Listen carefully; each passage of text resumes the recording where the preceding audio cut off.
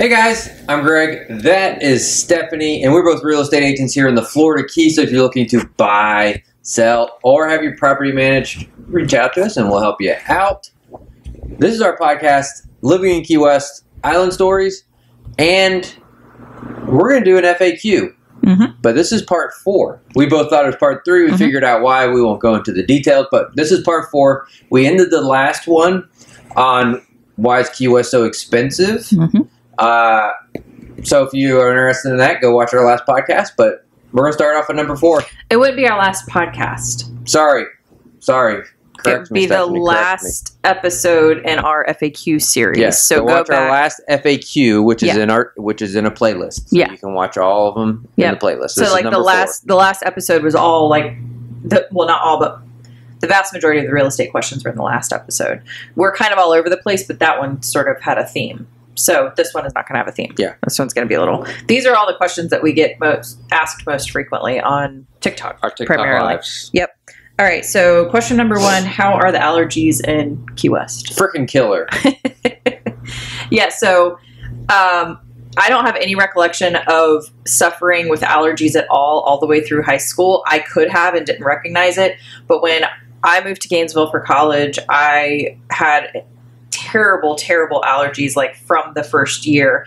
And believe it or not, I mean, Florida being such a large state, you can be in different areas. So we both grew up in kind of like central, little like south coastal Florida, and Gainesville is in North Florida. And there's it's beautiful in Gainesville. There are a ton of oak trees. It's just different foliage. And every year around March, springtime, our cars would be covered in yellow oak pollen, and we both really suffered. I think me worse than you, but we both had trouble. So when we moved to Key West, all that to say, I think that we were hopeful that in Key West we would have like ocean breezes and we would not have as many troubles, but we have. It's different pollen. It's not as bad. Yeah. It's not as bad. Pollen allergies mess with my joints. Yes. Because it's like inflammatory. Yeah. So that's not fun. Yeah. I'm not as like, I mean, I may be stuffed up and maybe, but Stephanie's definitely has more of your common like effects symptoms. Symptoms to where mine really just messes with my joints. Yeah. Which, is what it is. But so there's pollen here. Yeah. So it depends on what you're sensitive to. I definitely have had some experiences. I feel like I could sneeze right now, as a matter of fact. I know. I almost sneezed right before we started. I manifested my sneeze. But it's not, as far as like yellow pollen and stuff like that, it's not like how it was in Gainesville. Yeah, it's not caked on your car. Yeah. But yeah, there's definitely, it's out there. There's definitely allergies here. You would think it wouldn't be, because you're kind of like, there's water all around you. But well, there's oaks here too. Yeah. I mean, you see oaks. There's beautiful old trees, so there's certainly lots pollen. Of beautiful flowering, lots of flowers, trees. Yep. Well, think about the one. I don't know what the plant is, but think about the one that the bees are always all over. It has like the little white flowers. It is so fragrant. I've never experienced a more fragrant. It smells good, but it's like, I mean, it hits you like a wall and you're not even close to it. So it's like, it smells good, but you know that thing's putting off pollen and stuff. So, all right. Where is Old Town and where is New Town? So I can give you... Old Town south, New Town north. That's not true. Next question. Old Town is the west part of the island. So I'll give you the specific streets. So technically it's bounded by White Street, Angela, Windsor, Passover, Thomas, Whitehead, and the Gulf of Mexico. So it's, if you're driving into Key West, it's once you hit the westernmost part of the island is where Old Town starts. But it's really the historic district. So if you've been in Key West, like if you've been to Sloppy Joe's, you're in Old Town, right? If you've been, most of the stuff, New Town is kind of the newer part of the island that you drive through to get to Old Town. So New Town is the eastern part of the island. Old Town is the western part of the island. That's the most simplistic explanation, I would say. Old Town is historic. New Town, not. Love it. Who's going to town over there? Perry? Perry is. Oh, Perry's getting she is just right. Absolutely furious you even mentioned her name. Sorry, Perry. Can you help us buy a house in Orlando, Tampa, Jacksonville, anywhere other than the Keys? It's an excellent question. Mm-hmm. We can refer you out to an agent. Technically, yes, we can sell in the state of Florida. We can help you buy in the state of Florida. We try to stick only to the Florida Keys. If you really wanted us to, we could talk about it because we're licensed to do residential or commercial real estate transactions in the entire state of Florida. So technically, if you were like, I really love you guys and I really would feel the most comfortable if you guys were able to represent me, we can certainly have that discussion. And if it made sense, we could do it. If you're not attached to us and we know someone that we can refer you out to who would be, and we have a pretty large network of referral sources, then we'll refer you out. But yes, technically we can. Out of state. Definitely would be a referral. We're not licensed outside of Florida currently. So, do I need to rent a car when I'm in Key West? It's an excellent question. I think it depends. It depends on what you want to do. Yeah. If you want to go maybe drive to the other islands, then I would definitely say rent a car. But if your plan is man, I'm just going to be in Old Town, really just kind of hanging out near Duval or just exploring Old Town in general, and you're able, maybe all you need is a bicycle. Yeah. Or your legs. Or your legs, or just walk everywhere. If you plan on doing a little bit more around the island and like kind of just going everywhere, maybe a golf cart. Yeah. I think there's, I think it all just depends on what you like and what you want to do. And I think there's something that's always important to kind of presence as well, because I think giving everyone the most amount of information possible and then allowing them to make their own decisions. But so if you're getting a car or a golf cart, you have to find parking. Parking is very difficult, particularly in Old Town. No matter what vehicle you're on, from your legs to a bicycle to a golf cart to whatever, a scooter, you have to observe traffic laws. That is our number one. Like, we don't have pet peeves about people, anyone on the island, but anyone who's on the island who does not observe traffic laws, like, that's a question that we always get. It's like, we want everyone to be safe. So you need to observe traffic laws. But best way to be safe. I think an important point to presence in this conversation is also how risk averse you are. You know, it's not a mystery that you can be the safest driver in the entire world, right? The most cautious, the most safe, the most whatever. And someone else's actions can negatively affect you.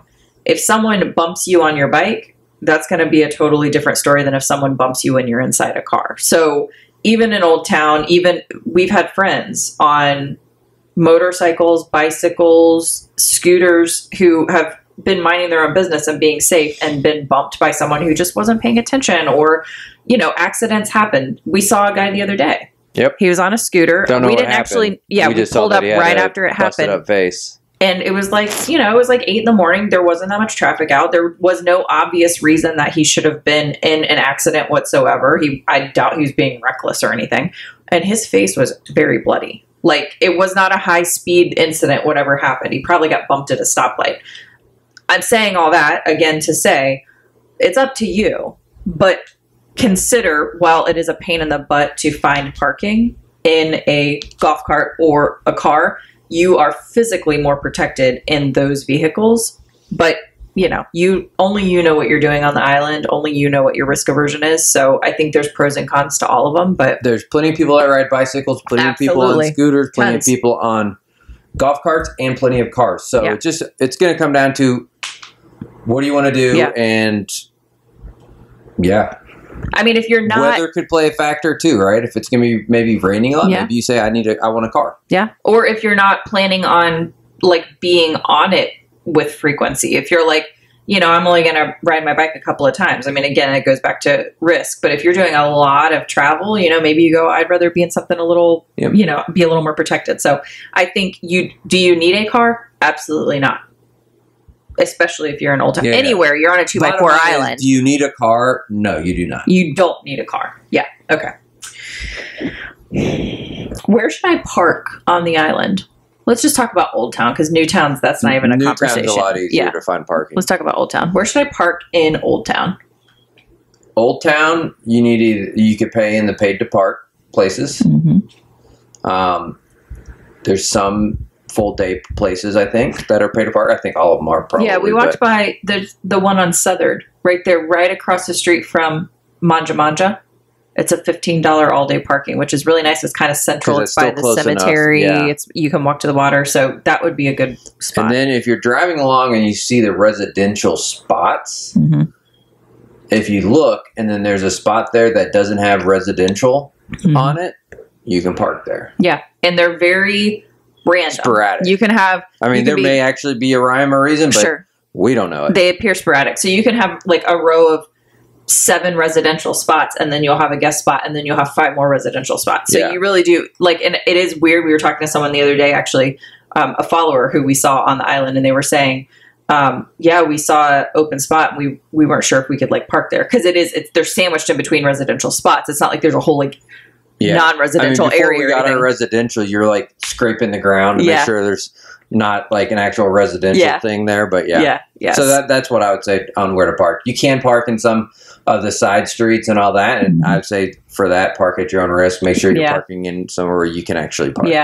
just got to kind of know, which is that's a whole nother story. You almost have to go show you. I mean, But look for either the open non-residential spots along the roads, or just pay to park somewhere. That's what I would do. Or if you're renting, rent a place that has parking spot. Off-street parking. Or if you're buying, buy a place that has a spot. Actually, it's really nice once you're a resident and you can get your residential sticker. Pass makes it because there's a lot of residential 95% easier to park. What's the deal with the chickens? I'll let you take that one. So I actually did a couple of videos about the chickens and their story. Basically, they came here with Cuban settlers, Cuban settlers, who brought them as a resource for like food. And then at some point there was also an interest in cockfighting on the island. And so there were roosters that were here for that. Cockfighting became outlawed in, I think, the 70s. And, people kind of just started buying their food from the grocery store. And so the roosters or the chickens that were owned by people kind of became like island chickens. And so, ultimately over the years, they've obviously multiplied, but they are taken care of by the city. And if you're on the island and you see an injured chicken of any sort, there is a wildlife center here on the island that has a 24/7 line that you can call, and they'll come pick up the injured chicken and take care of it.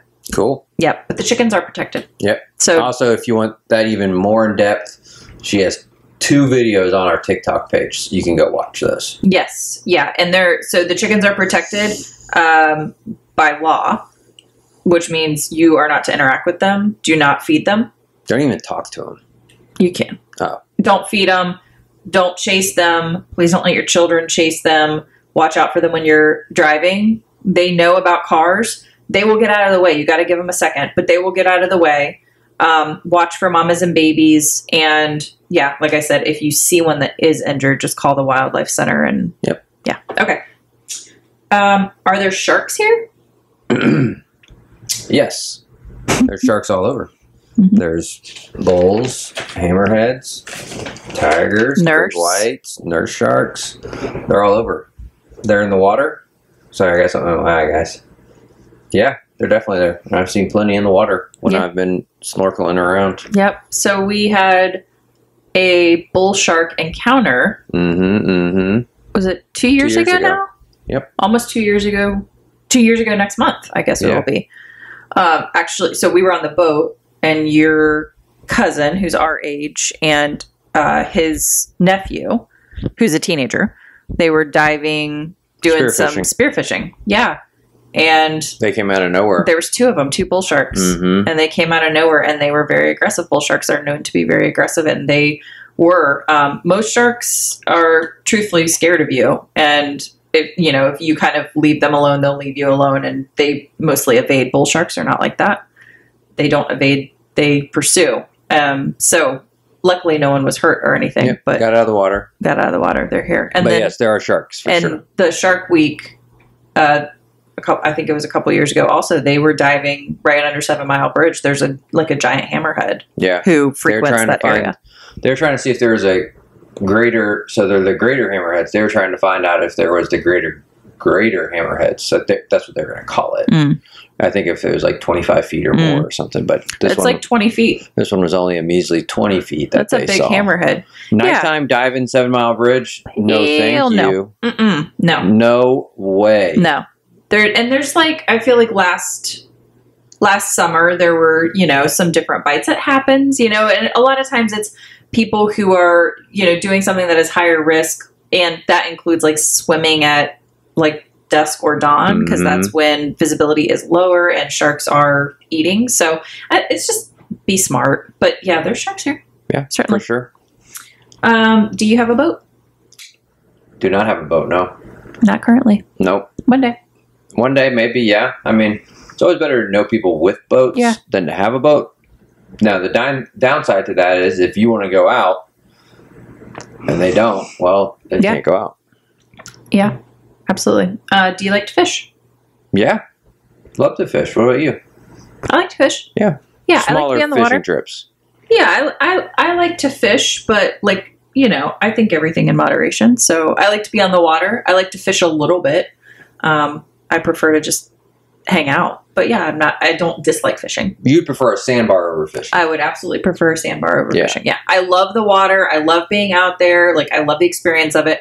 I don't need to like have an activity. Like, just being there, hanging out, having fun, like enjoying the outdoors. That's more my vibe. But like, I don't dislike fishing. I just don't think I would like make a full day of it. I'd get bored. What if you're catching fish the whole time? I mean, it's kind of the same thing over and over though, right? No.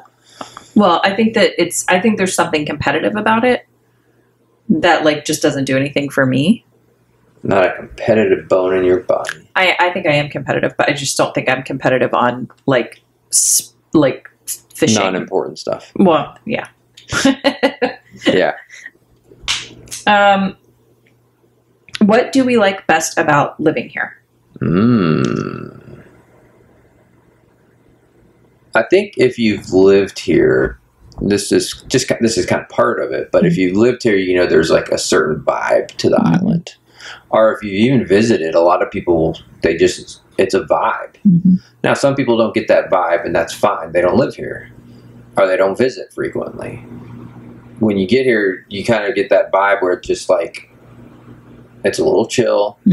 It's your water's all around you. It's freaking beautiful out.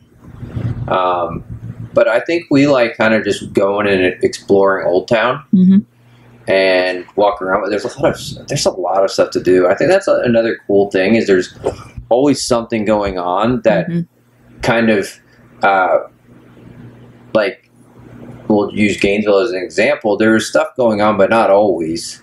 So it's easy just to kind of get in your routine to where I feel like here we've done a lot, just even in the year that we've been here, we've almost done more activities or things than we did our entire time in Gainesville. Even just something as simple as the paint and sip, which they have in Gainesville, but I don't know. I think it's just, you're in Key West, so it's a little, I don't know, it's a little different. So, yeah, I agree. I think it's just the vibe of living here. We talk about the walkability, and I'm interested. Walkability for sure. I saved a video about this topic, and I want to like look into it more because I think there's more to it. Like, it's not the walkability itself. It's not like the convenience of it, the walkability of it, right? Like, so for example, like you're talking about like, there's always something going on. I was thinking like the Mango Fest. We can ride our bike to the Mango Fest. We can walk to the Mango Fest. Like that's yeah, definitely. Yeah. Like, there's always something going on, but I love the idea of like, I can just get on my bike and pretty much anything that's happening on the island, I can be there in a few minutes on my bike. So I love that accessibility, but I think there's more to it than just like the convenience and the accessibility. I think it really does have something to do with the community, right? Where it's like, everyone's out walking, everyone's out riding their bikes. Like anywhere you go, for the most part, we always see people we know. We've only lived here a year, but when we're out, I mean, we always run into people that we know, like always. And I just think there's something about that vibe, you know, where it's the community feel, it's the connection. It's, I don't know. It's hard to, like really like come up with the right words for it, because it really is to me more of like a feeling. There's all these things that you say, it's like this thing and it's this thing, but it's really all these things that kind of create this feeling of like being connected to other people, being connected to nature. It's hard to say, really.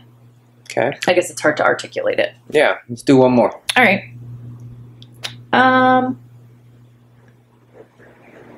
When is hurricane season? Ooh, I'm glad you brought that up. What timing?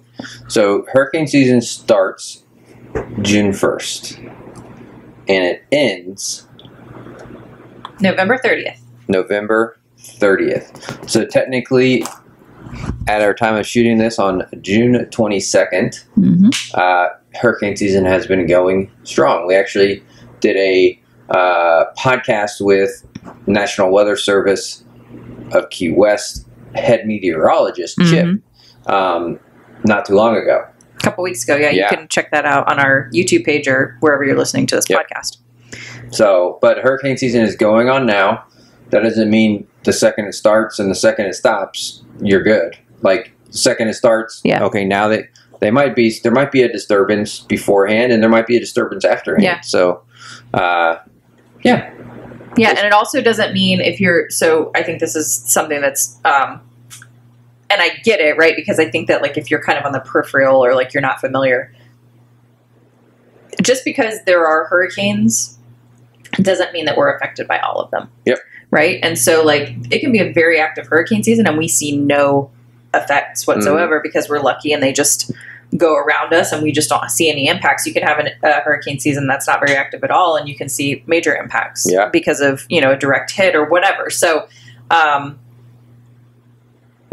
you get further into the hurricane season, the water is the warmest that it is at any point during the entire year. And so warm water is what fuels these storms to become stronger. And so typically you'll see the stronger storms in the later part of the hurricane season. So like September, October typically tends to be when you see the stronger storms. But you have to be vigilant throughout the entire storm season. We're on the second named storm currently, Brett. Yeah. And there's a few more coming off the coast of Africa as well. So, just be prepared. Yep. And keep your eyes open. So you want that to be our last question for this episode? Yeah, I think so. Okay. That's it. That's it for today. We have plenty more questions, so we'll be back with another. So we'll do more FAQs. These are fillers when we haven't reached out to anyone to do our interviews with business owners or artists or anything. You want to plug our giveaway? I mean, if you guys are checking this out now, we are currently doing a giveaway. It is for a 2-night stay at the mansion, plus $50 to Seaside Cafe, $50 to One Love, $50 to La Creperie, a ghost tour with Southernmost Ted if you're here Wednesday through Sunday. And we also have, if you're booking June, July, or August, we have a 20% off coupon code to the mansion, LIKW23. You could either call them or go to their website and you'll see it right there on the rate drop down. So, so if you want to enter our giveaway, you can go to our link tree, which is in our TikTok profile. That's right. In the video. Yeah, so we'll do the giveaway shortly after we hit 100,000. We're about 2,000 away from 100,000. So I'm thinking it may be before the end of June. I can't say that for sure. More than likely. Definitely. We have a video that's kind of cranking right now, so I think it'll probably be before the end of June. It'll definitely be before the end of June because you can put out one more video, we'll be fine. Yeah, so whenever you're listening to this, if it's before the end of June, enter. Yeah. ASAP, basically. Yeah. All right, guys. Well, we appreciate it. That was part 4 of our FAQs with several more parts to come, it sounds like. Yes. Cool. All right, guys. Thank you. See ya. Thank you. Bye. Bye.